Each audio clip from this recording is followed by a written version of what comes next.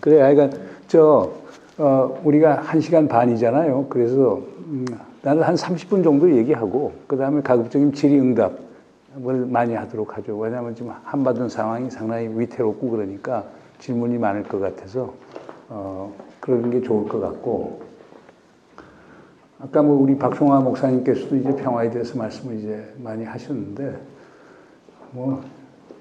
지금이야말로 정말 평화가 필요한 시기인데,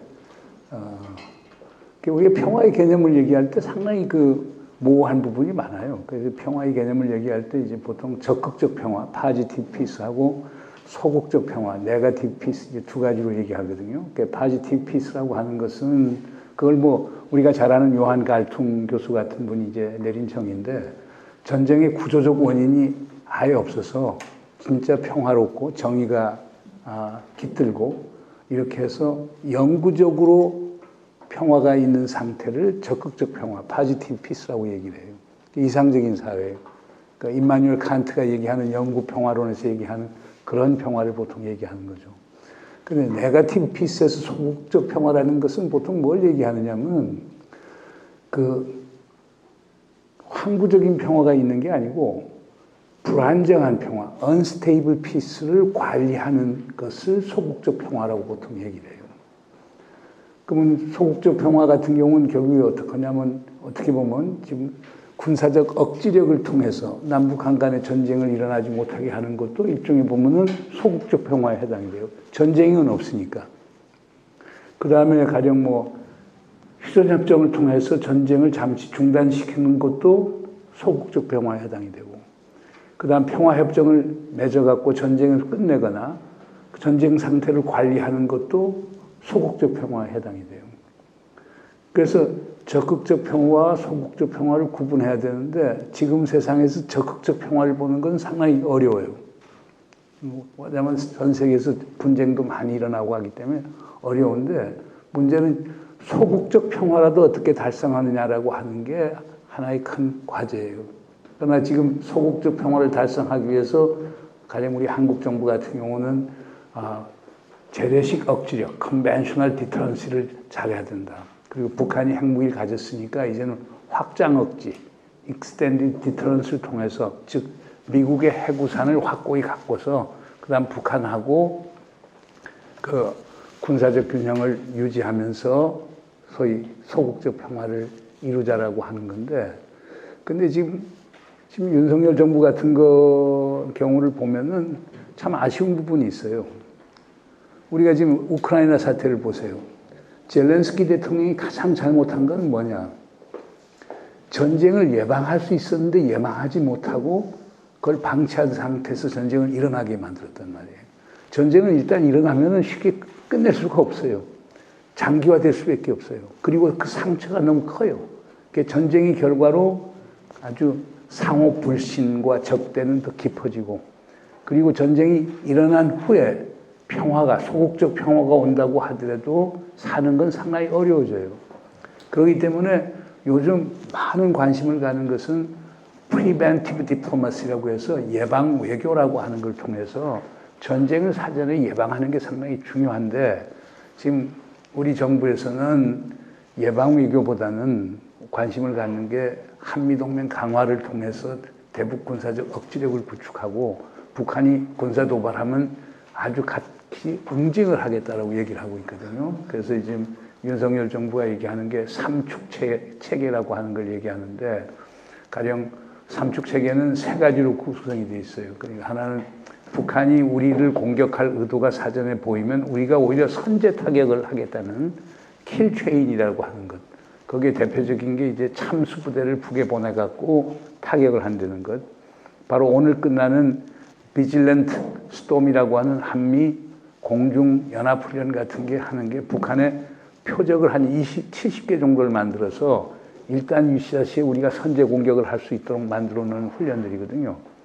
그리고 얼마 전에 이제 티크 나이프, 티크라고 하는 그 남쪽에 열대지방에서는 나무인데 그 나무로 만든 그 칼을 이제 틱 나이프라고 하는데 작전명이 틱 나이프인데, 그것은 결국에 뭐냐, 적의 지휘부를 특수전 병력을 통해서 섬멸하는 걸 얘기를 해요. 그러니까 그게 참수부대 훈련이에요. 적 지휘부 괴멸 훈련을 하는 건데 그걸 사실상 지난 9월 말부터 10월 초까지 했어요. 그래서 북에서 저렇게 난리를 폈던 건데 이런 것들이 킬체인에 해당이 돼요. 그러니까 두 번째는 킬체인은 선제적으로 북한을 타격하는 건데 그게 실패하잖아요. 실패할 경우에는 북에서 발사를 할 거 아닙니까? 그럼 발사한 미사일을 요격시키는 것, 그걸 한국형 미사일 방어라고 얘기해요. Korea Missile Defense System이라고 해서 그 요격을 하는 거고, 요격이 실패해서 우리가 당했을 경우에는 대량 응징 보복을 하겠다라고 하는 거죠. 그것이 지금 우리가 말하는 뭐 현무 미사일 2, 3에다가 뭐 에이트킴스라고 하는 아주 그 가장 막강한 이제 육군 탄도 미사일에다가 이런 것들이 포함해서 만약에 우리가 요격에 대해서 실패를 해서 우리가 당하게 되면은 그거에 대해서 우리가 대규모 응징 보복 반격을 하겠다라고 하는 그게 이제 킬체인, 그게 삼축 체계의 하나죠. 그걸 하게 되는 거고. 그 다음에 지금 윤석열 정부가 하는 것은 미국하고 군사훈련의 빈도와 강도, frequency and intensity를 강화시켜 나가겠다. 그러니까 1년 내내 훈련하겠다는 거예요. 그리고 더 나아가서는 미국의 전략 무기들을, 가령 B-1, 그러니까 B-1B라든가, 뭐 B-2, B-52, 그 다음에 잠수함, 그러니까 핵잠수함, 항공모함, 이런 것들을 한반도에 상시 배치에 준하는 협력을 하겠다. 지금 이게 우리 정부가 하는 대안이거든요. 근데 이게 평화를 가져올까요? 아니면 전쟁의 위험성을 더 높여줄까요? 뭐 상식적으로 생각해도 전쟁의 위험성을 높일 수밖에 없죠. 왜냐하면 북한은 지금 구도에서 양보하기가 상당히 어려울 거예요. 왜냐하면 북한은 약하기 때문에. 약한 상대가 먼저 양보를 하게 되면은 결국에 그것을 자기들이 약점으로 상대방이 파악할 가능성이 많거든요. 그러니까 지금 북한하고 한미 대결 구도에서 북한이 자, 우린 더 안 하고 좀 가만히 있을게다 하면은 우리가 지금 힘을 보여주니까 북한이 지금 겁먹었다. 그러니까 우리가 더 공세적으로 나갈 가능성이 있기 때문에 그런 약점을 보이지 않기 위해서도 북한은 더 적극적으로 대응을 하는 겁니다. 그러니까 지금 한반도 상황이 이렇게 상당히 어려워요. 그러면 여기서 우리가 평화의 담론을, 아까 박종화 목사님께서도 그 결론 부분에서 평화의 담론을 우리가 만들고 유지해 나가야 한다고 말씀을 하셨는데, 그럼 어떻게 해야 될 건가? 저는 뭐 시간이 제한되지만 한 10개 정도를 얘기를 하려고 해요. 간단히 얘기를 할게요. 첫 번째는 제일 중요한 게 인간 중심의 평화라고 하는 개념을 생각해야 될 것 같아요. 그건 무슨 얘기냐면 유네스코 헌장을 보면요. 재미있는 대목이 있어요. 전쟁은 인간의 마음에서 나오기 때문에 인간의 마음을 잘 추스려서 평화의 문화, 그러니까 culture of peace, 평화의 문화가 사람들에게 자리 잡아야 전쟁을 하지 않는 데는 그런 부분이 있거든요. 그 이유는 뭐냐? 전쟁이 일어나면은 무고한 사람들이 희생이 많이 되기 때문에 전쟁은 정책 결정자, 힘센 자들이 내리는데 전쟁 결정을 결국 희생은 아무런 죄 없는 일반 시민들이 희생을 당하니까 그래서 전쟁을 벌리는 것에 대해서는 정말 심사숙고를 해야 된다는 거죠. 그래서 인간 중심의 평화관이라고 하는 게 상당히 중요하다. 저는 지금 윤석열 정부 같은데 안타까운 게 자꾸 얘기하는 게 이렇거든요. 자, 북한 전투기들은 노후가 돼서 힘이 없어. 우리는 뭐 B-35, 뭐 B-35A 스텔트 우리는 전투기 갖고 있고 우리가 더 우세해. 북한 아이들 미사일 쏘는데 스커드 BC는 낙환형이었고 우리 거는 더 최신 거야. 이런 식으로 자꾸 얘기를 하거든요. 그래서 뭘 빠뜨리냐면은 생각해 보세요.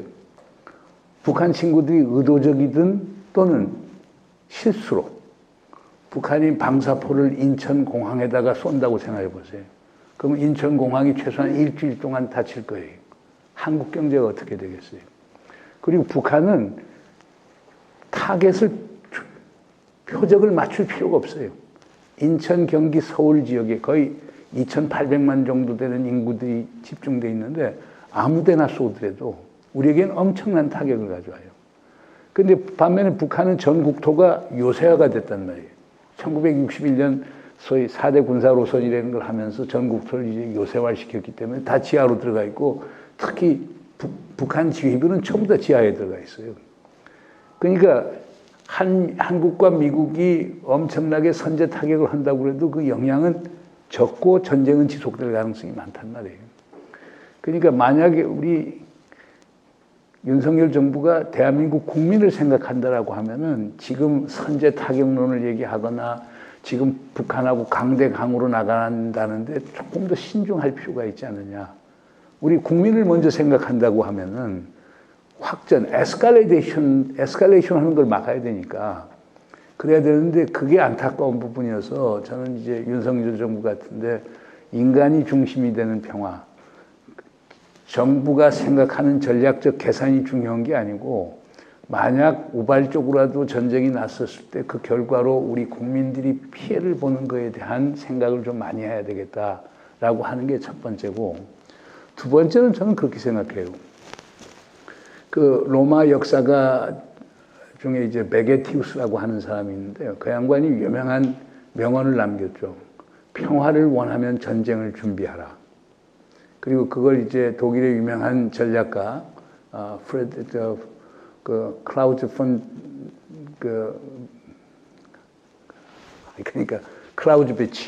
폰 클라우즈비치라고 하는 사람이 그걸 현대적으로 이제 재해석을 해갖고 우리가 전쟁에서 살아남으려고 하면은 그냥 평화를 원하면 전쟁을 준비해야지 다른 대안이 없다라고 얘기하는데, 그러나 지금 역사적으로 보면은 평화를 위해서 전쟁을 준비하면서 그 결과는 참혹했었죠. 왜냐하면 전쟁을 준비하다 보니까 군비를 증강하고 우리가 군비를 증강하면 상대방도 군비를 증강하고 그럼 arms race, 군비 경쟁이 일어나고 그러면서 상호 불신은 더 높아지고 그러다 보니까 평화를 위해서 전쟁을 준비하라고 하는 말이 그럴듯해 보이지만은 오히려 평화를 더 해치고 전쟁의 가능성을 더 높여주는 역설적 결과를 가져왔거든요. 그러니까 저는 강조하고 싶은 게 이게 제가 10계명처럼 얘기한다면 두 번째 계명이라고 하는 것은 평화를 원하면 평화를 준비하라. 그러니까 지난 정부에서 종전선언을 하고 정전협정을 평화협정으로 바꾸겠다라고 하는 게 그게 정답이지, 남북 군사 합의를 해서 서로 긴장을 없애고 어떻든 간에 평화적으로 북한 핵 문제를 해결하자라고 하는 그게 정답이지, 지금처럼 우리가 한미동맹 강화하고 북한에 대한 선제 타격 능력을 강화하고 난 그게 답이 아니라고 봐요. 그래서 그 두 번째 것, 그러니까 평화를 원하면 평화를 준비해야지 전쟁을 준비해서는 안 된다는 거고, 세 번째로는 역지사지가 난 평화의 기본이라고 봅니다. 역지사지라고 하는 말이 이상하게도 중국에는 역지사지라는 표현을 쓰질 않아요. 그러니까 우리 정남 학생, 역지사지가 중국말로 뭐 어떻게 표현을 해요?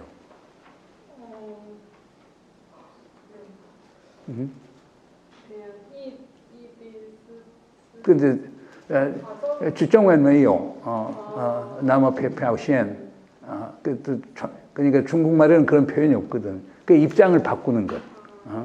그 환띠. 그러니까 이게 무슨 얘기냐면은 지금 우리가 북한 친구들을 볼 때 항상 우리는 어떻게 보느냐면 우리 입장에서 북한을 보거든요. 그러니까 지금 한 예를 들게요. 지금 북한이 지금 미사일 발사를 하고 한다. 그러면 한국 정부와 미국 정부는 북한이 도발한다고 그러잖아요. 근데 북한 사람들은 뭐라고 얘기를 해요? 북한 사람들은 자위적 조치라고 얘기를 하는 거예요. 자위적 조치라고 얘기하는 거예요. 왜냐하면 한국과 미국이 대규모 군사훈련하니까 우리가 그런 다른 무기 체계가 없으니까 우리는 미사일 갖고라도 우리의 방어 능력이 있다는 걸 보여줌으로써 우리가 자위적 조치를 하겠다라고 하는 그런 의미거든요. 그런데 한국과 미국에서 볼 때는 북한이 하면은 도발이고 우리가 하는 건 자위적 조치예요. 그러니까 북한이 하는 행동도 self defense, 자위적 조치라고 이해가 되면은 남과 북 사이에, 북과 미국 사이에 얘기가 될 텐데 지금 그렇게 보지 않은 데서 문제가 생기는 거예요. 그런 게 이제 한두 개가 아니죠. 그러니까 북한을 우리는 항상 악마화하잖아요. 북한은 물론 북한이 독재 체제인 거 분명하죠. 유일 지도 체계, 수령 체계, 우리가 민주주의적 기준에서 보면 수용할 수 없는 것들이죠. 그러나 이제 중요한 거는 그게 북한이 현실이니까 그걸 있는 그대로 봐야 된다는 말이에요. 가령 북한에서 얘기하는 거는 뭐라고 하냐면, 자, 우리가 핵무기 없앨 용의가 있다. 대신 미국의 적대시 정책을 해소해달라. 그럼 미국의 적대시 정책이 어떤 정책이냐? 우리의 생존을 위협하고 우리 인민의 발전권을 저해하는 적대시 정책을 없애주면 우리 핵을 포기할 용의가 있다. 그런데 미국에서는 그걸 그렇게 생각하지 않아요. 그건 정치적 선전이라고 봐요. 김정은이는 핵무기를 자기 정권 안보를 위해서도 갖고 싶어 하고 남조선 적화 통일하기 위해서도 핵무기를 갖고 싶어 한다고 세상을 하는 거예요. 이게 좀 뭐냐? 북한을 있는 그대로 보는 것이 아니고 우리가 보고 싶은 대로 보는 거예요. 북한을 악마화하는 거예요. 지금 미국 중국 관계도 똑같아요. 미국이 지금 중국을 볼 때 중국을 있는 그대로 보는 게 아니고 중국을 악마화시켜서 보니까 얘기가 안 되는 거예요. 그러니까 악마는 협상하지 않아요. 그런데 미국 같은 데는 북한을 악마화시켜 놓고 협상하자고 그러잖아요. 이런 것들이 북한 입장을 잘 헤아리고 우리가 협상 전략을 짜고 나가야지. 우리가 보고 싶은 대로 북한을 봐서는 안 된다. 그렇게 해서는 평화가 안 된다 이거죠. 왜냐하면 협상이 돼야 평화가 오는 건데 그럼 협상이 안 되지 않습니까? 네 번째로는 실사구시가 평화를 가져온다고 봅니다. 실사구시라는 걸 뭐 영어로 번역하면은 그러니까 seeking truth from fact. 객관적 팩트를 보고 문제 해결의 방법을 찾으라고 하는 거란 말이에요. 그러니까 중국 같은 데는 이제 구시, 지우스라고 하는 말을 상당히 많이 써요. 그러니까 있는 현실을 그대로 보고 그걸 객관적으로 봐야 된단 말이에요. 그럼 가령 얘기 보세요. 지금 북한 핵무기 가졌잖아요. 자, 북한은 핵시설 갖고 있지, 플루토늄과 우라늄 갖고 있지, 그 다음에 핵물질 갖고 있지, 핵탄두도 적게는 40개, 많게는 70개 정도 갖고, 핵폭탄도 갖고 있고, 자, 미사일도 5만 가지 형태의 단거리, 중거리, 중장거리, 그 다음 대륙간 탄도미사일 다 가지고 있단 말이에요. 그리고 핵실험도 6번씩을 했단 말이에요. 그리고 지금 북한이 핵무기를 소형화, 경량화, 다종화시켰다고 얘기하고, 사실상 지금까지 6차 핵실험 같은 경우는 분명히 수소폭탄이었단 말이에요. 만약 지금 북한이 7차 핵실험 한다라고 하면 아마 전술 핵실험을 좀 할 가능성이 상당히 많다고 보는데, 그럼 이런 걸 전부 다 보면 북한이 지금 핵무기를 가졌는데도 불구하고 지금 우리 한국 정부나 미국 정부는 뭐냐? 북한이 비핵화하지 않으면 대화하지 않겠다는 거예요. 근데 그건 말이 안 되잖아요. 그러니까 북한 아이들이 그러면 들고 나오는 건 핵군축 협상을 하자는 거거든요. 그럼 한국과 미국은 그걸 못 받겠다는 건데, 북한이 핵을 갖지 않았을 때는 북한이 그런 주장이 의미가 없는 거죠. 그러나 지금 북한이 핵무기를 지금 가진 상황에서 우리가 북한 보고 먼저 핵을 포기하면 우리가 경제적 혜택을 주겠다. 그 담대한 구상 같은 게 그런 건데, 그 북한이 받을 이유가 없지 않습니까? 그러니까 이런 것들이 그 실사구지 정신이에요. 그 있는 걸, 그러니까 북한에 대한 객관적 판단을 해서 북한을 과대평가하지도 말고 과소평가하지도 말고 있는 그대로 객관적으로 평가를 해서 거기에서 해법을 찾아내야 되는데 그렇지 못하는 거예요. 그 다음에 한 예로 지금 미국과 한국, 일본, EU가 하는 것은 북한이 잘못했다. 그러니까 처벌을 받아야 된다. crime and punishment, 죄와 벌이에요. 그럼 그 방법이 뭐냐? 북한에 제재를 가해야 된다. 지금 북한에 대해서 지금 있는 제재 없는 제재 다 가하고 있잖아요. 그런데 하나도 효과가 없잖아요. 그럼 그렇다라고 하면은 좀 북한에 대한 객관적 분석을 통해서 새로운 해법을 가져와야 되는데 지금도 계속 제재 강화를 얘기하는 거예요. 북한 이번 7차 핵실험은 또 제재 안 되는데 헐 제재가 뭐 있어요? 할 수 있는 건 다 해버렸는데. 자, 북한에서 지금 석탄도 수출 못해, 철광석도 수출 못해, 수산물도 수출 못해, 소위 봉제품들하고 섬유 제품도 수출 못해. 아무것도 못해요. 그 다음에 지금 원유도 1년에 한 400만 배럴밖에 못 가져가요. 정제유는 200만 배럴밖에 못 가져가요. 그럼 그 이상 할 수 있는 게 뭐예요? 그 미국이 더 이상 없어요. 그 다음에 지금 이미 미국은 오래전부터 북한에 대해서 금융 제재를 가해놨단 말이에요. 뭐 중국이나 홍콩이나 한국 은행들이 북한하고 거래하면은 미국 은행하고 거래를 못하기 때문에 그 북한 갈 때는 심지어 북한에 있는 평양에 있는 유엔 사무실조차도 거의 송금을 못해요. 다 현금을 갖고 들어가야 돼요. 그 정도 북한이 완전한 제재 하에 있는데 거기 또 제재를 가한다라고 하면 그게 말이 되지 않잖아요. 그런 것들이 실사구시 정신이 없는 거라고 얘기를 할 수가 있겠죠. 그 다음에 다섯 번째로는 우리 강 목사님께서 김대중 대통령께서 말씀하셨지만은 그 김대중 대통령께서 그 햇볕 정책을 하면서 했던 그런 기본적인 원칙들이 몇 개 있어요. 첫 번째는 정경 분리, 정치와 경제를 분리하자. 두 번째로는 선경 후정, 경제가 먼저이고 정치는 뒤에 하자. 그 다음에 세 번째로는 선민 후관, 민간인들이 먼저 가고 정부는 거기에 뒤따르자. 그 다음 다섯 번째로는 네 번째로는 선의 훈안. 쉬운 것부터 먼저 하고 어려운 거는 나중에 하자. 그리고 마지막으로는 선공후득. 먼저 베풀고 나중에 이득을 택하자. 저는 이거는 영고불멸의 진실이라고 봅니다. 이 다섯 가지 원칙을 잘 지키면 북한 아이들하고 신뢰 구축이 쉬워져요. 그럼 남북관계 개선도 얼마나 된다고 봐요. 그렇게 되면 평화도 온다고 봐요. 평화는 신뢰 없이 불가능합니다.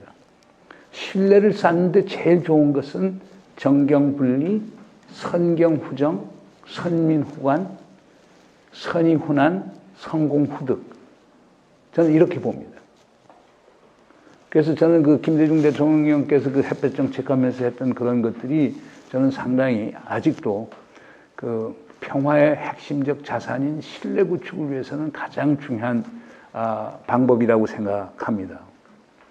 그 다음에 여섯 번째 제가 강조하고 싶은 거는 평화는 상상력 없이 생겨나지 않습니다. 그러니까 우리가 통일을 왜 해야 되느냐? 평화를 왜 해야 되느냐? 생각해 보세요. 남북한 간에 지금 정전협정도 없어지고 평화체제가 돼서 하면 사람과 물자가 자유롭게 오갈 수가 있고 우리 젊은 학생들이 여기서 북경 가는데 비행기 안 타고도 결국 우리가 경의선 타갖고 평양 가서 평양에서 신의주 단동으로 하고 단동서 다시 중국 고속철 타갖고 북경까지 갈 수 있잖아요. 응?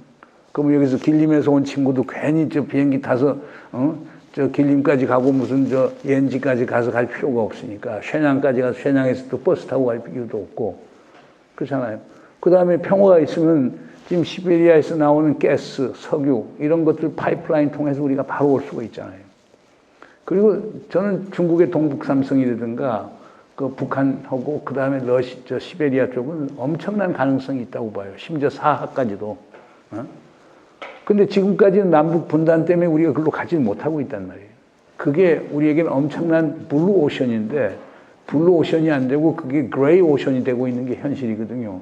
그게 평화가 오면 그게 올 수 있잖아요. 근데 그런 상상력을 가졌을 때 결국에 남북 관계도 개선이 되고 그 평화도 오는 것 아니냐. 그래서 이건 상당히 중요하다고 보는데 제가 그 김대중 도서관 관장을 할 때 제가 그 김대중 대통령이 아주 저 존경하시는 일본의 그 문학가가 있어요. 오에 겐지아부로라고 하는 분이 있는데 노벨 문학상을 받은 분이죠. 제가 우리 연세대 초청을 했어요. 그분이 강연을 하면서 상당히 감동적인 얘기를 하시더라고요. 오늘날 일본은 절망적이다. 우리의 지도자는 상상력이 없기 때문이다. 우리의 지도자는 과거 기억 속에서 살고 있다. 그래서 아베 신조를 얘기하면서 아베 신조는 45년, 48년 그 시대에 살고 있고 그 이상을 보지 못한다. 상상력 없는 지도자는 일본의 미래를 어둡게 한다라고 하는 그런 발언을 하면서 가슴에 와닿는 적이 있는데 저는 지금 한국의 현 대통령도 그런 상상력이 없는 것 아닌가. 그래도 문재인 대통령 같은 경우는 결국 뭐 평화 경제, 한반도 경제 지도 이런 생각을 갖고 어떻게 남북이 하나가 되면서 지금까지 한국은 강제로 해양 국가가 됐는데 반도 국가의 이점을 살려서 해양과 대륙을 다 같이 거머쥐는 이런 그 전략을 갖고 갔었는데 지금 우리 현 정부에서는 한미동맹, 한미삼국 공조 우리가 다시 해양 국가로 다시 후퇴하는 그런 인상을 주고 그건 상상력의 결핍 때문이라고 보는데 이럴 경우는 평화는 상당히 어려워질 수 있다고도 보는 거죠. 일곱 번째는 아까 뭐 문재인 대통령 얘기도 했지만 저는 경제가 평화예요. 그 임마누엘 칸트가 그 영국 평화론에서 이런 얘기를 합니다. 무역을 하는 국가끼리는 전쟁하지 않는다. 이유는 간단해요. 무역을 하는 국가끼리 무역 때문에 생기는 많은 혜택을 보는 기득권 세력들이 있는데 그들이 위정자들이 전쟁하려는 것을 막게 되기 때문에 전쟁 일어날 가능성은 적다고 하는 거거든요. 그러니까 임마누엘 칸트는 그 영국 평화론에 세 가지를 얘기해요. 첫째가 말은 무역을 하는 국가끼리는 싸우지 않는다. 그걸 요즘 우리 학자들은 자본주의 평화론이라고 얘기해요. 두 번째로는 민주 평화론이에요. 공화정끼리는 싸우지 않는다. 왜냐하면 공화정은 민주주의 체제고 민주주의는 check and balance, 견제와 균형이 있기 때문에 전쟁을 선포하기 어렵지 않습니까? 그래서 민주주의 국가들끼리는 싸우지 않는다. Democracies do not fight each other. 세 번째로는 Pacific Federation, 평화연맹이라는 얘기를 합니다. 그래서 일종의 그 세계 정부 같은 것이 만들어지면은 전쟁할 일이 없다는 얘기를 하는데 저는 그 첫 번째 조건이 바로 자본주의 평화인데 그러니까 경제가 곧 평화다. 그러니까 아무리 남북한 상황이 어려워도 경제는 계속 해야 되는데 저는 지금도 안타까운 게 이명박 정부 있을 때 박왕자 사건 때문에 금강산 관광을 일방적으로 중단시킨 것. 그 다음에 박근혜 대통령이 개성공단을 그 4차 핵실험했었을 때 일방적으로 중단시킨 것. 그리고 문재인 정부 들어와서 결국에 미국과 유엔을 설득해서 개성공단이나 금강산 재개를 못한 것. 이 모든 것들이 저는 상당히 다 문제점이라고 보는데 그래서 일곱 번째는 그 소위 경제가 평화다라고 하는 이야기를 하고 싶고요. 여덟 번째 내가 강조하고 싶은 거는 칭찬이 평화를 만든다는 거죠. 그 블란체드라고 하는 사람 기억나죠? 칭찬은 고래도 춤추게 만든다라고 하는 조그만 소책자가 있는데 마찬가지예요. 근데 지금 김정은이 입장은 그 친구 30대 젊은 친구 아닙니까? 저도 한 세 번을 만나봤는데 칭찬에 상당히 민감해요. 좋아해요. 비판에 조금 인색한 것 같더라고요.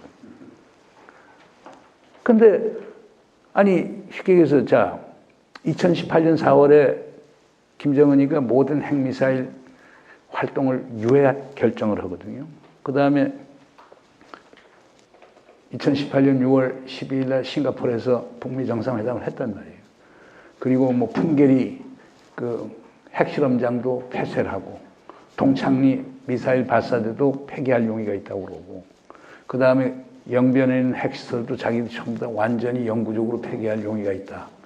그럼 칭찬을 좀 해줘야 될 거 아니에요. 미국이 제재를 좀 완화해 줬어야 될 거 아니에요. 오히려 미국이 제재를 더 증가시켜버려요. 그러니까 김정은이 젊은 친구가 좋은 행동을 보이는데도 불구하고 그거에 대해서 좋은 보상은 없고 계속 처벌만 오니까 김정은이가 그걸 트럼프를 믿겠어요? 뭐 우리 문재인을 믿겠어요? 근데 미국 같은 데는 어떤 인식을 갖고 있느냐? 북한은 악마 국가고 악마 국가는 항상 crime, 범죄를 저지르고 북한은 범죄를 저지르기 때문에 그거에 대해서 처벌을 받아야 된다. crime and punishment 시각이 너무 강한 거예요. 그 여러분 아마 하버드대학교 그 비헤이비어리스트 스키너 교수라고 기억날 거예요. 그 양반이 이제 어린아이들이 실험을 하거든요. 어린아이들이 나쁜 버릇이 있는데 그걸 고치는 방법이 뭐가 좋을 건가. 두 가지 형태로 실험을 해요. 하나는 그거에 대해 처벌을 하는 거하고 다른 하나는 처벌하는 걸 용인하면서 사소한 조금이라도 잘하는 것이 있으면 아우 잘한다 칭찬해 주는 것. 어느 게 그 나쁜 버릇을 바꾸는 데도 도움이 되느냐. 후자예요. 그걸 positive reinforcement라고 하는데 우리는 북한에 대해서 그걸 전혀 못했어요. 아마 김대중, 노무현, 문재인 새 정부에서는 하게 했지만은 딜리버리 이런 게 없어요.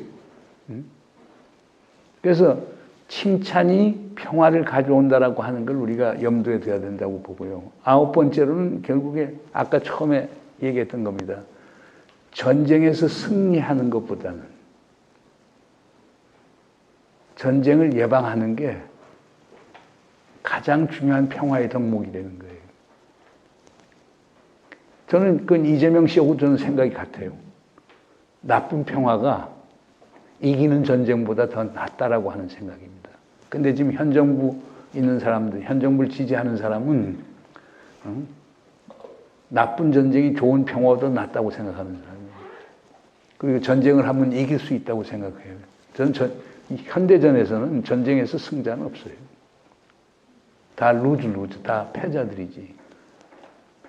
그리고 마지막 10번째는 저는 평화라고 하는 담론은 이 시대의 상식이자 저는 순리라고 봐요. 70년 전쟁 상태 속에서 고통받았으면 이제는 평화를 가져올 때 아니에요? 그건 상식 아니에요? 그러나 지난 70년 동안 너무나 전쟁에 익숙해져서 그런지 오히려 평화를 경멸하고